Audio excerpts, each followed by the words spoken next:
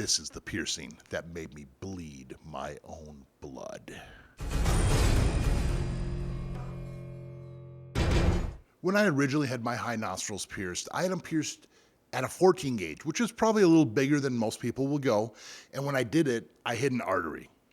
Well, you might be saying at home, Scott, there's no artery in your nose. Actually, I know there is. It's called the lateral nasal artery. And the reason I knew this at the time, when we removed my jewelry, every time my heart beat, a squirt of blood shot out of my nose.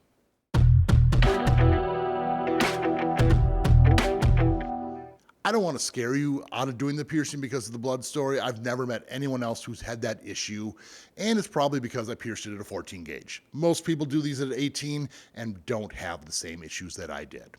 Now, as far as the placement goes, everyone's anatomy is different as far as where that bone rests. Some people it's a little lower, some people it's higher, but you definitely need to stay below that bone, and you want to go perpendicular to the tissue.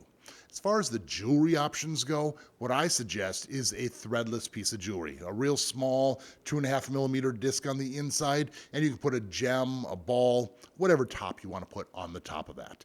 Now keep in mind, you need to put a longer one in there for swelling because it will swell, but once the swelling goes down, you downsize the appropriate size jewelry and it'll be much, much more comfortable for you.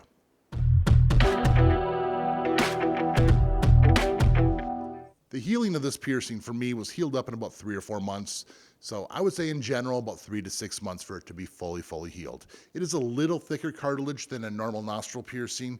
And it's a little higher up, but it does seem to get a little better blood flow. Now, as far as the most common problems people have, for me, the inside of my nose was getting raw because that disc was rubbing on that inner wall. You have to have that longer length for the initial swelling, but once you get that swelling down, downsize, and that got rid of my issues for me. Now, also be careful blowing your nose and also drying off from a shower or bath that a towel or rag won't get caught on there.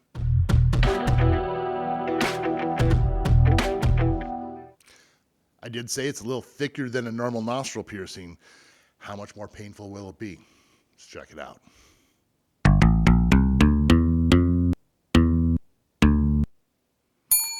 So yeah, it is actually higher than a nostril piercing. Quite a bit higher, actually. For me, the most uncomfortable part was the tool that was put up my nose to catch the piercing needle.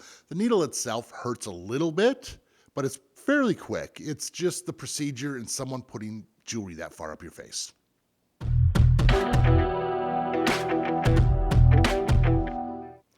Well, I'm obviously a fan if I had a problem the first time and went ahead and got it done again. I love my high nostril piercings. They look cool. They're almost impossible to change on your own, so you're gonna need to have a piercer to help you out there.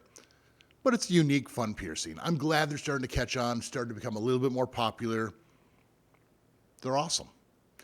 So what do you think? High nostrils, yay or nay? Let me know in the comments below. Now, if you enjoyed my video, share it with your friends, give me a like, subscribe, and of course, keep putting holes in your body. We'll see you all in the next video.